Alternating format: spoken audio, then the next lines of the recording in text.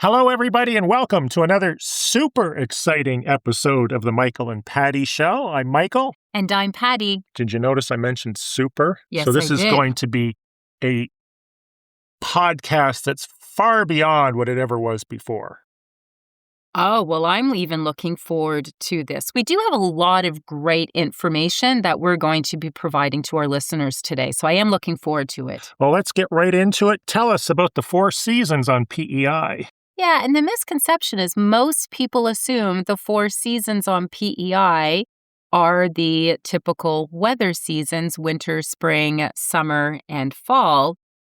However, what we're talking about is the seasonality in real estate. And real estate on Prince Edward Island does have 4 seasons. Our first season is the spring surge that we experience, which is right where we are right now launching from. It's post-winter buyers return, listings gain visibility and momentum. So it's a great time if you're a seller contemplating when is the best time to put your property on the market. Spring surge time is definitely a strong option for you. Our second season on Prince Edward Island is the early summer plateau. And yes, you heard that right. It is the summer plateau that we experience and have every single year consistently, except during COVID for the 2-3 years there, where all activity cools. So while the summer heats up, the real estate market cools down just slightly as vacationers are more focused on the beach and the sun and families, which is where they should be having their attention and focus. Our third season is late summer, where we experience a peak. Favorable weather and school calendars support faster sales. So people now who have either procrastinated, waiting for something new and fresh, they never found it, maybe they missed out on one of the spring new properties that had come on because they always thought there may be something better up ahead, ended up discovering that there wasn't. So now they're in a bit of a panic. They want to get in before Christmas and they're feeling, I need to get into this. And they usually end up paying close to market value for the property. Our fourth season is the autumn to winter lull. Holidays and weather slow velocity, pricing power softens. So those are the 4 seasons in real estate on Prince Edward Island. Well done, Patty. Let's talk about something last week that we kind of messed up on. We were trying to explain an acronym that's used in negotiating. Both Patty and I have had extensive training in negotiating. So agents, brokers, buyers, and sellers, be warned, everything you say to us can and will be used against you in any form of negotiating we're involved with. Would that be a fair statement? Yes, absolutely. So BATNA, maybe you can explain that. That comes from one of our courses when we got I can't even remember what certification it was. I think it was our MCNE, our master's in certification. Certified Negotiating Expert designation. From Sue. What's Sue's Sue's with the Nature of Real Estate. Sue's coming. She is an amazing and outstanding real estate coach. So if you are in the industry and business and you are seeking third-party education, we strongly recommend that you look her up. Okay, and she's from British Columbia. Correct. Awesome. So tell us about BATNA. Yes. So we did cover this on one of our early on episodes. However, we just can't seem to get this burnt into our brains. So we felt it would be worthwhile for those listeners who maybe are late listeners and they missed out on us explaining. We should just get this written on something, Michael. Better alternative to negotiated agreement. Am I right? You're close. It is the best alternative to a negotiated agreement. It is the most advantageous course of action a party can take if negotiations fail and no agreement is reached. And you don't want to give away your best alternative if you are not able to negotiate a contract, because you may end up disclosing that you don't have a best alternative, and this is it. So therefore, which we were trying to explain in our last episode, gives away all your power or all your leverage, and it puts it in the hands of the other party. So Key aspects of BATNA, the definition, it's your backup plan or the best outside option available if the current deal falls through. Your power source, a strong BATNA gives you leverage to push for better terms while a weak one limits your powers. Decision tool, it determines the lowest value if selling or the highest value if buying you are willing to accept. And the dynamic BATNA should be reassessed as new information emerges during the negotiation. Do you want to talk any more about that? Whatever you want to cover. Yeah. Well, I'm just going to give this little example. If you are if you're negotiating a salary, your BATNA might be a job offer from a different company. If the current employer offers less than the other company, you can walk away. And this is where I was going to actually assert a comment or a scenario. Let's assume I just showed one of your properties, and I'm giving you the showing feedback, which is what we talked about in the last episode, and not giving away our cards. And I say to you, Patty, we really liked the house. It's okay. It kind of smelled. We're going to have to do a lot of work on this house, and we do have another house that's probably a much better fit. But if you guys could discount the price exponentially, we may possibly considering maybe one day thinking about making an offer on your listing. What would you say? Well, if it's you and I heard all of that, it's not me. I would know it's a new agent, and his name is Joseph Blosif. Okay. Joe Blow he goes by. Well, okay. I would question the credibility of his BATNA in saying that there is another choice or an option. I would, obviously, if I'm the listing agent, convey and relay that on to the seller, but I would still recommend that they keep a tight negotiation strategy because I feel Joe is blowing hot air at me. That's why his name's Joseph Bloso. Okay. The way I would handle it is the way I handle any negotiating. And I know that if you're emotionally involved, it's not going to work. You may as well just write out a check and have them fill it out for whatever amount they want. But if you can remove the emotion from any negotiating and always have the ability to walk away, you'll always do a lot better. And the way I would probably handle that, and again, I would run this by my vendors to make sure they're okay with this, is I basically say, Joseph, it sounds to me like you guys have found the ideal home. I don't know why you're trying to fit a round peg into a square hole, but if I was you, I would spend this afternoon writing an offer on that other house, because this one doesn't sound like it's going to be much of a fit. Yes. No, and I can understand that. The point is, if you're going to use BATNA, if you're going to try to apply this, it needs to be subtle. And Correct. Subtlety might be something like, Patty, they really liked your stinky overpriced house, but there are a number of other stinky overpriced houses we're looking at, and we really haven't decided what way we're going to go yet, which would give you an opportunity to say, well, if we did professionally clean the house and de-stinkify it and put a ionizer in there for a week, would you be interested in our stinky house over the others? Because that would give you an opportunity to steer them towards your listing. But if they're going to play the old, well, we have another house that's better, best just to not play that game. Yeah, you're call their bluff. You're going to call their bluff, and then their tail's going to be between their legs, and they're going to be back, but at least you're going to substantiate a price that your vendor's going to be happy with and not be settling because you think that this bluff is actually reality. Yeah, and well, you don't want your seller upset with you if you say I'm not believing what was said, and then the buyer does go away because now you lose credibility as a negotiator from your sellers. However, I am always of the belief of honesty is the best policy. And if your client doesn't have an alternate choice, just don't say it. Don't make one up.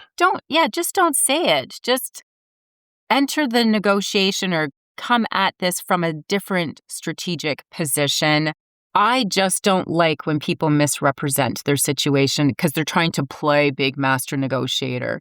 And I do want to make sure that for this particular topic, BATNA, it is something, I'm just for recognition and make sure the credit goes to who has created this. It is coined by Roger Fisher and William Urey, and it was part of a negotiation program at Harvard Law.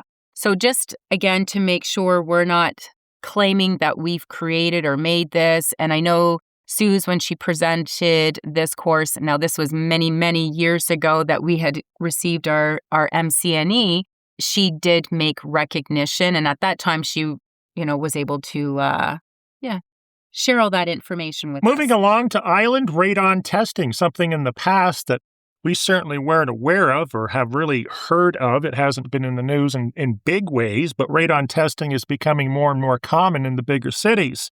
Just like septic system testing and different things in PEI, we really haven't had a facility for this up until now. Kelly Campbell reached out to me, and he's now in the business of radon testing. Patty, maybe you can tell us what radon is, why it's going to scare us half to death, and it's not going to matter how much money it costs to test for it, and how we can solve this. Yes, okay. So radon is a naturally occurring radioactive gas produced by the breakdown of uranium in rock, soil, and water. And there are lots of uranium rock all around and on Prince Edward Island. It's invisible, odorless, and tasteless. Something that I will point out is we have, because this is really a new hot topic right now, because I think they had a new story on it, and it is topic of conversation that we're starting to hear more and more of. And I'm sure, Michael, you remember or have had cases where people would get their water tested and it tested high levels of uranium, but never did we say, okay, well, there's high levels of uranium and remediation and, the steps that are needing to be done to take care of that in the water. However, we never connected or tied that to, well, what about radon in our home? This really is something new that is becoming top of mind for us, and we felt it had high value and was really important to bring to our listeners. It enters homes through the foundation cracks and gaps, typically accumulating in lower levels like basements. It's produced by natural decay of uranium and radium found in almost all soil and rock. So the reason it's a big concern, if I'm going to buy a house, so what does that mean for me if it has radon or it tests high? 1 in 5 homes is what these stats are saying on this particular island radontesting.com website, which is, I believe, Kelly's website. 1 in 5 homes in Prince Edward Island have unsafe levels of radon gas. Radon is the second leading cause of lung cancer in Canada, responsible for 16% of all cases and more than 3,200 deaths each year. So most home buyers today are asking about radon levels before purchasing their future home. There is a 4-day test, and I'm sure if you did reach out to Kelly, he would be more than happy to answer any questions with regards to radon. We just want to make sure we cover that it is something to be mindful of because, again, this is MAPS guiding our clients through the buying and selling process and procedure, and this is just one more item that you should be aware of. I have 2 questions. Sure. If I may, being a radon newbie. Does Kelly move into the house for 4 days? Is this just a way for Kelly to have free boarding? No, apparently there is some sort of radon monitor setup that is set up within the home, obviously probably on the lower level, and it will do radon levels throughout the course of the next 4 days when it is set up at different times. And then at the end of the 4 days, he comes in and he picks it up and he's able to, collect the data from the monitoring device. So I actually have 3 questions. My second question is, if I discover through this test that radon levels are high in the house I'm looking to purchase, what can be done about it, or is that house just a complete write-off at this point, needs to be torn down? No, that's not what needs to be done. And there are remediation processes that you can do because I have had they were thinking of selling One of the things that they were hearing about radon, this was about a year and a half ago, and it sent them down the rabbit trail because they had no issues. It was just something that they thought for peace of mind, and it turned out they had very high radon levels. So they've implemented a radon system, which is kind of like a fan and all this, but it's a little extensive. They have to, I believe, drill a hole in the foundation and to relieve some of the gas pressures. And they installed 2, one within their garage because they have living quarters within their garage. They installed one in their main home.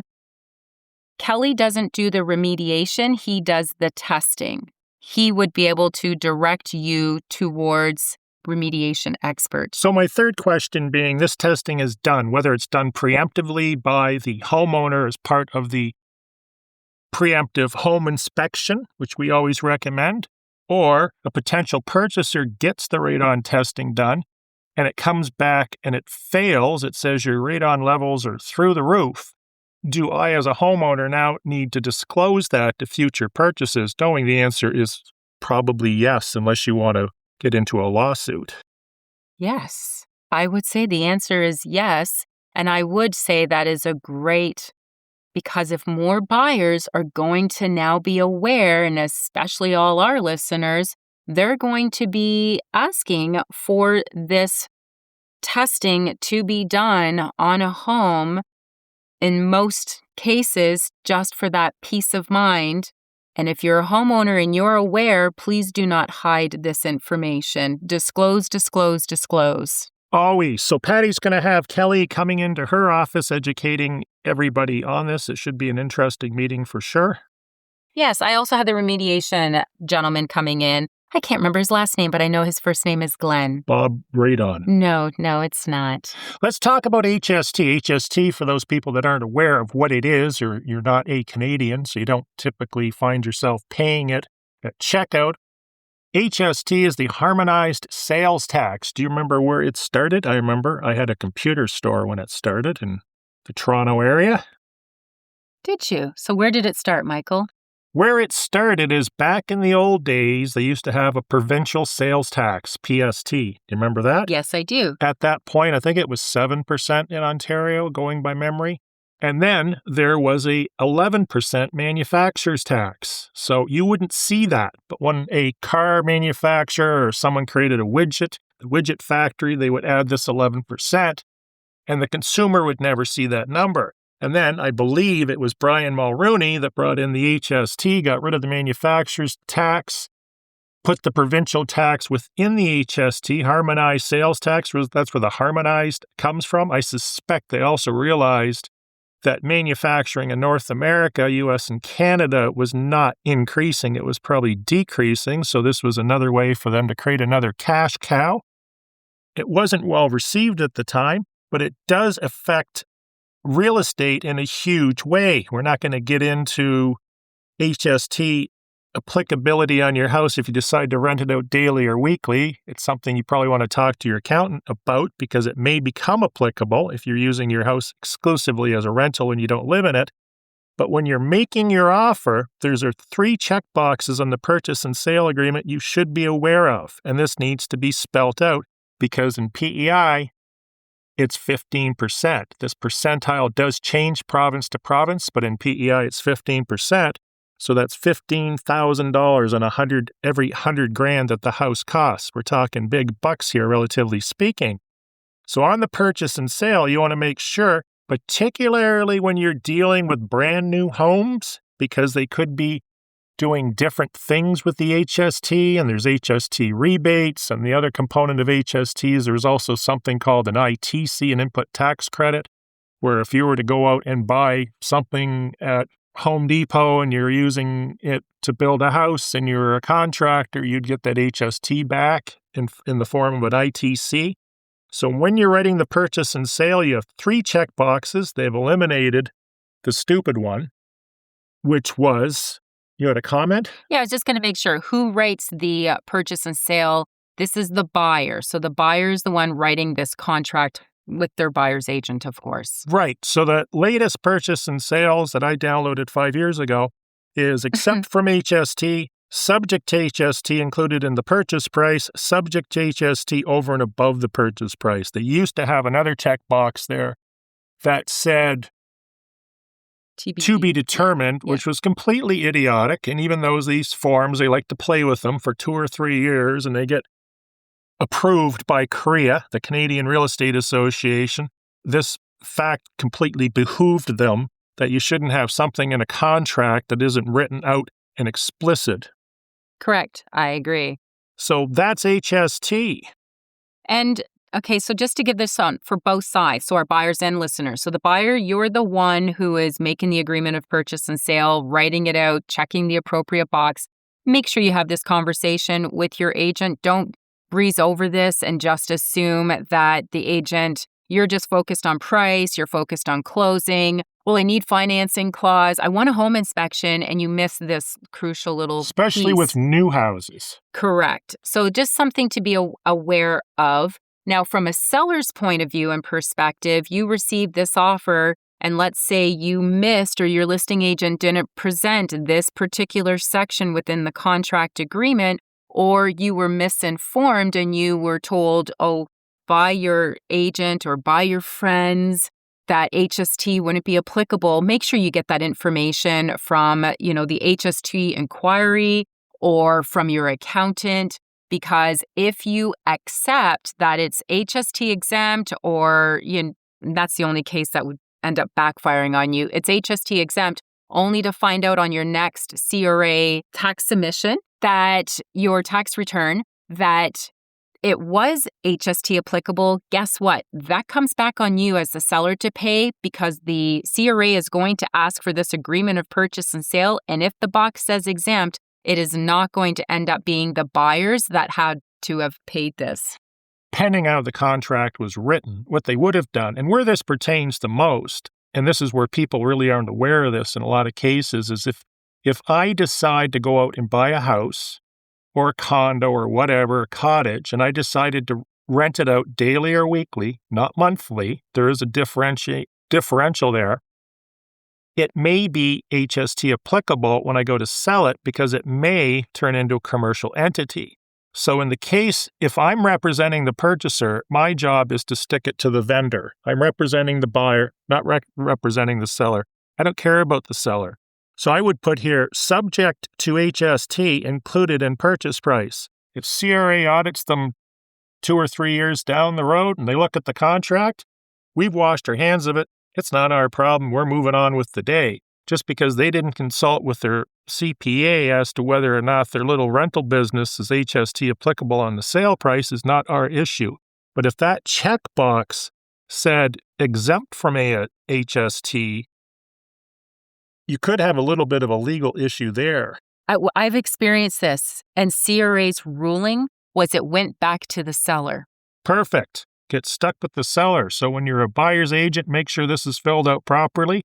If you're a seller, talk to your CPA, get something in writing that says that HST is or is not applicable so you don't get stuck down the road. I would probably even ask for CRA to give you something in writing, even though everything they seem to do takes them 9 months to turn around. There is an HST ruling. There's an application form that you have to fill out. It does take about 4 to 6 weeks. Oh, is that it? That's what it was. So if it's more time, I apologize. Based on the time that this has been released, no one has told me otherwise.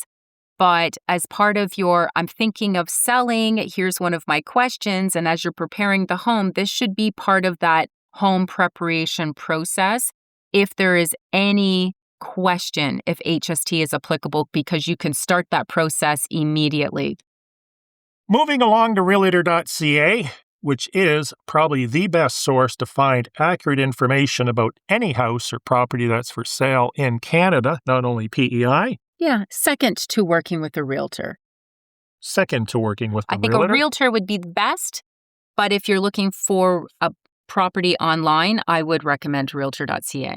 And Patty's probably saying that for one reason is our information is quicker to get to you, and you also get all the back information, the history of the property, and you get more. Our systems are far, far more robust than realtor.ca, which seems to be more worried about liability and everything else rather than just producing a robust product, I find. Mm-hmm. And everything they do seems to take them a very long time to do. It's improving, but it's Yes. certainly nowhere near the tools that we have to interact with our buyers. Yes, but definitely number 2, third-party websites, companies, and all of that, Yes, they're forget down about, the list. and if you're in the States, delete your Zillow link Why do you say that? because the information isn't accurate, and then you'll Oh. get an email. Yes, I'm contacting you in regards to a property that's located in the St. Nicholas Parish. We don't have parishes.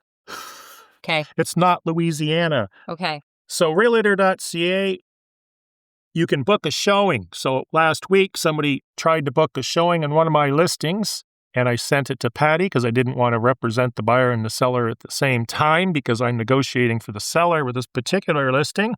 And what did this particular inquiry person tell you? I believe that this is the one where they said we have an agent.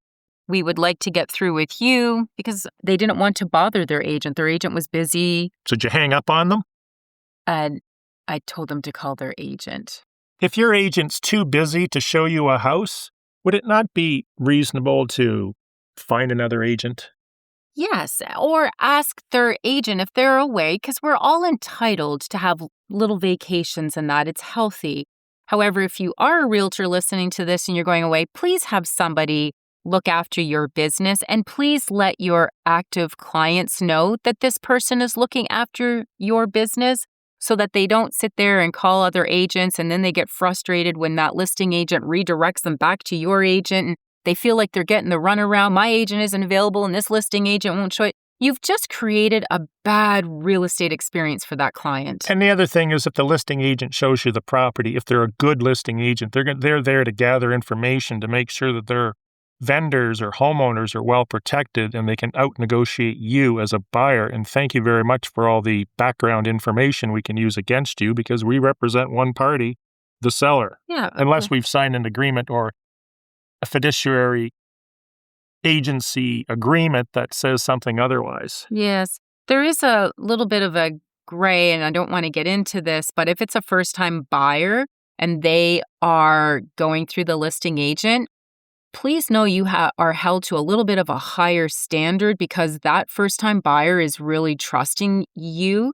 So if it's a first-time buyer and you're the listing agent and you think you're just going to go on a fact-finding mission and collect everything, could find yourself in a bad situation. So it's really good to understand the situation. But again, this falls back. If you're on vacation or taking a break, let your active clients know who they are to call or answer your phone or leave a message on your phone that says, if you don't get a hold of me, contact this person. Last week or the week before, we discussed the high amount of brokerages that are selling right across Canada because what happened is COVID made the accounting records look just wonderful and super shiny. So if you ever went back 3 to 5 years, which is a lot of people have that misconception that is as far back as you should go, even though really you should be going back to day one if you can, even if it's a general summary of profit and loss. One of the things, or actually a number of the things you might want to look at, and this isn't just pertaining to buying real estate brokerages, if you are buying a corporation or a company, let's say it's, I don't know, a pizza restaurant. One of the main things I look for, and I know Warren Buffett does the same thing, is if I was to remove the business aspect from this purchase, what hard assets do I own? One of the things I find with real estate brokerages, because I've looked at a number of them, and as have you, is first question I ask is, are you selling all the real estate? Are you selling all the office buildings with the brokerage? And inevitably, what is the answer for that? No. And why is that? Because that's where the real value is. That's where the real value is. You see, you could buy a real estate brokerage and tomorrow piss off all your agents and everybody leaves, and then you're left with nothing but a 5-year, or we've seen 7 and 10-year leases on business space. Now, you can get out of those. You can probably bankrupt the corporation, but why even set yourself up for failure? So if you are buying a business, what hard assets do they have? If I'm buying a pizza restaurant, Of course, the owner's going to say, well, that pizza oven cost me $100,000. It's the best. That stuff depreciates like crazy, and there's warehouses all over North America filled with restaurant equipment. So the value that the owner puts on that piece of equipment, and today may be two different things. The other things we want to look for is leases on photocopiers. That was the big thing with real estate offices, is some of them were silly enough to be paying like $1 a page. Or they'd signed up, they were leasing the printer, and the option to buy it was like $15,000, $20,000. I remember crazy numbers. So just another item to be mindful of if you're not thinking about. Obviously, liabilities, system staff, agents, are they going to stay? Crazy employees. And probably one of the biggest things these days, unless you eliminate this liability legally somehow, is the FinTrack liability, the financial tracking for money launderers. If those systems aren't in place, you could possibly be held in a position where you receive big fines. We were with the broker there on Saturday, and he said one of his buddies got a $150,000 fine because of FinTrack. Find out what you're really buying. Find out what the hard assets are, tangible assets, equipment, buildings, inventory in this case. Yeah. Pizza restaurant, you want to see how many pepperonis are there in the back room? Yeah. How many pounds of cheese? The value of a real estate brokerage really is in the agents. And you have to make sure that maybe your culture intention also aligns with the culture of that particular brokerage, because if you are not in alignment, yes, you do run a high risk of losing all your agents. Your team would essentially end up leaving. The biggest concern I have, because I know I deal with this, is the FinTrack component to it all. So if you are buying another brokerage, you are buying because FinTrack is something, so it is the law where we have to identify our clients, we have to do effective risk assessments, we have to determine whether or not we feel this person is somebody that would be laundering money or terrorist funding, and that is you're responsible for everything prior to the date that you take ownership for a minimum of 5 years. So keep that in mind. I'm sorry, I dozed off. Oh my goodness. Okay. Let's move along here. Oh, and by the way, with respect to buying a business, one of the things you may want to look at is the net multiple. You're familiar with that in commercial real estate? Yes. So give us an example of a net multiple, or do you want me to?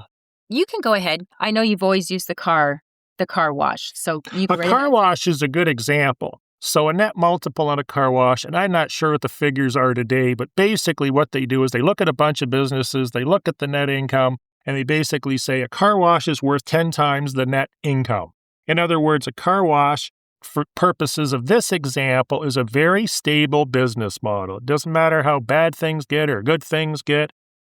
A car wash is always going to do well. The financials are always going to be reasonably stable. And why that is because they typically put car washes in areas where there are apartment buildings or people that don't have their own, homes or garages to wash their vehicles at home. So they are strategically placed within communities to attract that population. Well, that's a completely different subject. If you were to build a car wash, I wouldn't say they're typically around rentals. I would say ideally they should be around rentals. And if I was to open up a car wash, I would probably consult, and you're probably going to laugh at me, a car wash location consultant, because the traffic flow around that car wash, the populace, the demographic, there's a million different things that get involved in picking the ideal location for a car wash, no different than picking a location for a pizza restaurant.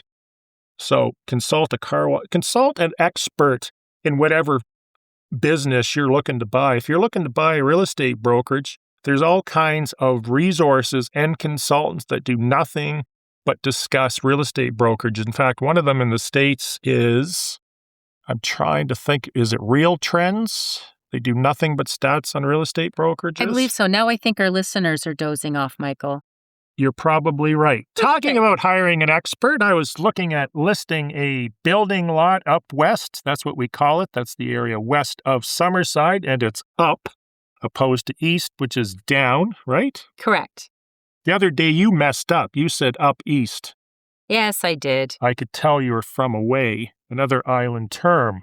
So this piece of property, I was looking at it. I did a CMA, a comprehensive market analysis, which is similar to an appraisal in the area. The median sale and all these lots were basically the same, was $50,900.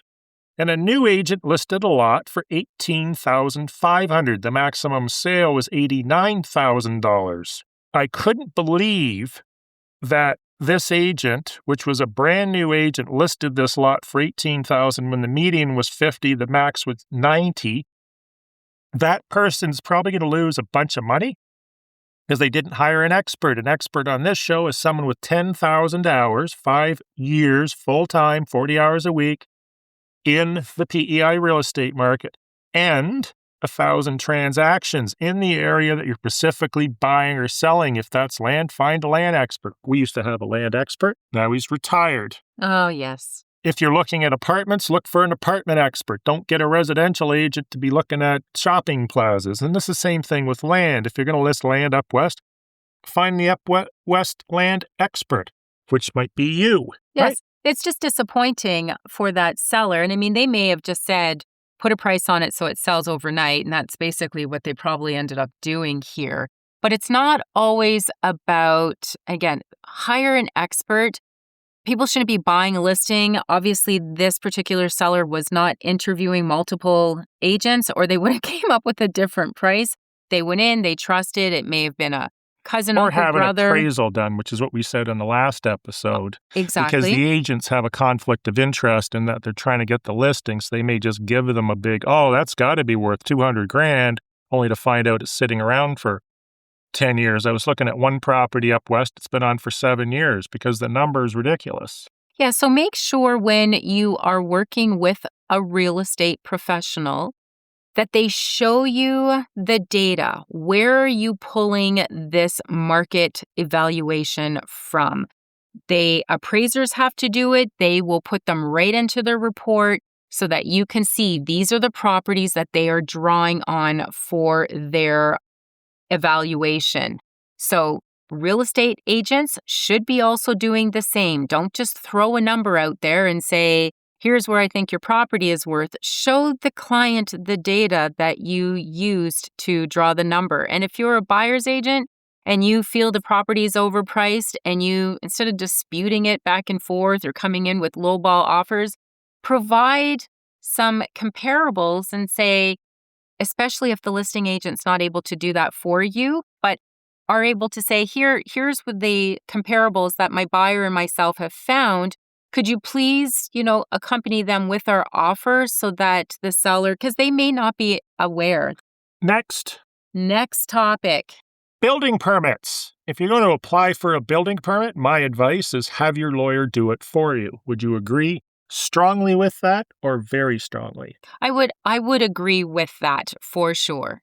Or at the very least, seek advice in the application process from a lawyer and not a real estate professional.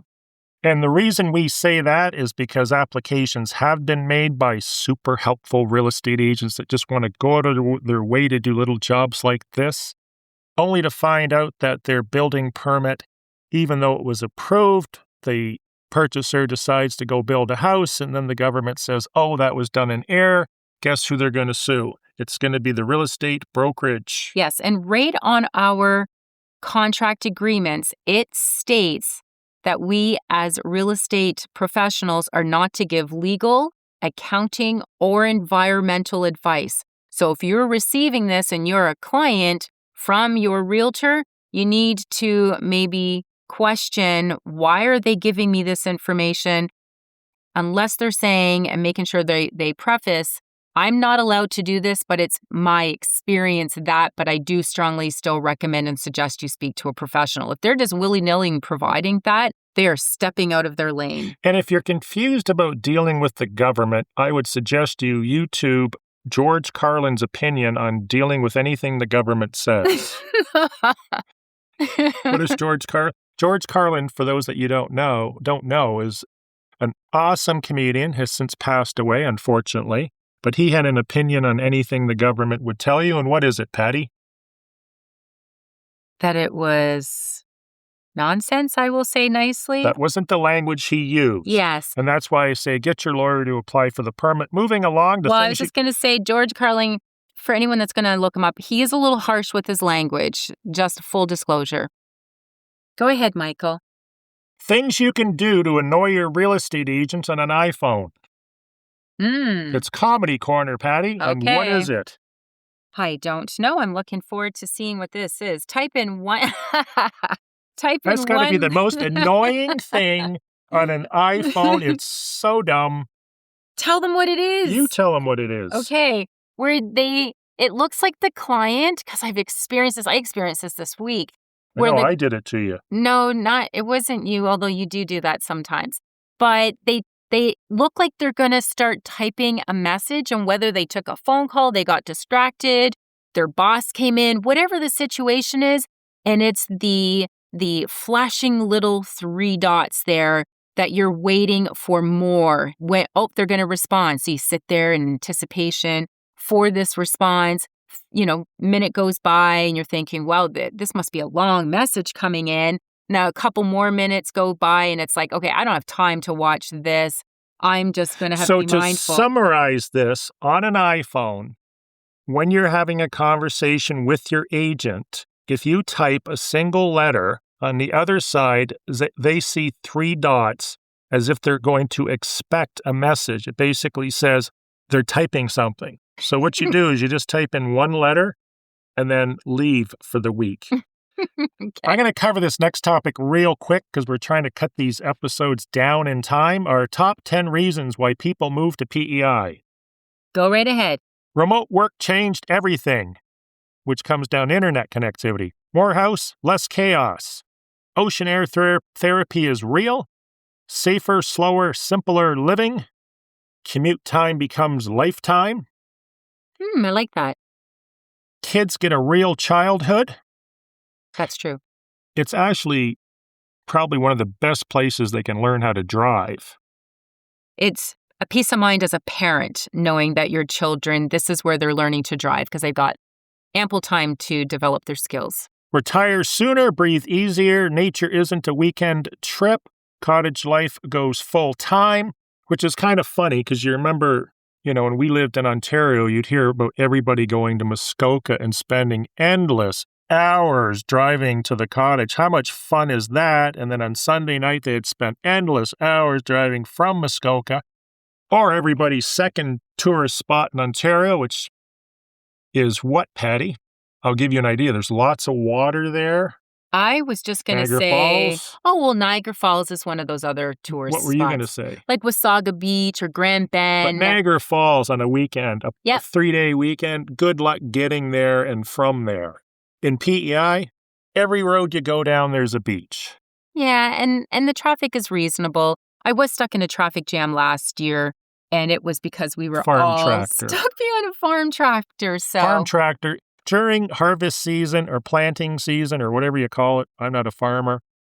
Yeah, you're going to have the tractors in front of you, but chances are Patty was probably going down 225 Concora Road or some road that caters to farmers' fields. I would too, the all-weather highway.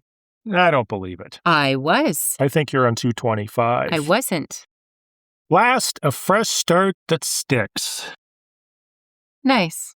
I thought so. Cover this one. Selling off part of a parcel, not documenting it in the contract, and not having a survey. Ooh. Go ahead, Michael. When you buy a lot that's a piece of a larger piece of land, a lot of sellers will say, oh, we'll get the survey and everything done later, once we sell one of these lots. Don't fall for that. Get a survey. The other thing is when you write your contract, if the bigger parcel's PID number, which we know from this podcast, every single piece of property has a PID number ranging from 3 to 8 characters typically. It's usually part of So if you've got a 3-acre parcel of land that's divided into 3 lots, chances are they're going to be numbered 1, 2, or 3, prefaced by the year they are subdivided. For instance, 26-1, 26-2. Make sure that's part of your purchase and sale. But I strongly recommend you do have a survey, and this just isn't something written on the back of a napkin at McDonald's. Yeah, absolutely. And so can I just say one thing on that? Unfortunately, newer agents, you buy into a subdivision, it has been severed or surveyed, and they're concerned. First of all, make sure you put in part of on your agreement of purchase and sale because you're only buying part of the parcel. You're not buying the entire parcel. However, I find new agents, Michael, they've been calling and asking, well, when is the new PI, when is it getting its own PID? It hasn't been assigned a new PID When it yet. conveys. Yes, and I try explaining that, and then they say, well, who's financially responsible to pay for that? Because my client's not interested in paying for that. I couldn't believe these conversations, and they're more and more. Did you tell them to join a brokerage that might have some training? Yeah, I was a little surprised and taken back that there was just that lack of understanding. You should and have knowledge. just told them, as it turns out, I happen to run Powerhouse Patty's PID business, and for only $7 per PID number, we're going to issue you that new PID number. Patty, it's time to close it down. It's enough nonsense for this weekend. Yes, thanks again for listening to another episode of the Michael and Patty Show, otherwise known as MAPS, PEI's podcast that helps guide and navigate you through the buying and selling and a little bit of Prince Edward Island. We appreciate each and every one of you. And if you're looking for an extension of this podcast, we do have the private Facebook group, Moving to Prince Edward Island from the Michael and Patty podcast, where there are little summaries of every single episode that we've covered, plus Toolbox Tuesdays that feature a lot of tools that you could, again, use for your buying and selling. Thoughtful Thursdays, just a really fun, interactive place to be. So since you were too much of a chicken to do the intro this time, you're going to do it on the next episode? We can discuss that once we're done. Have a great time, everybody. Thanks for listening, and be sure to give us a star rating and follow the show. Bye for now. Bye for now.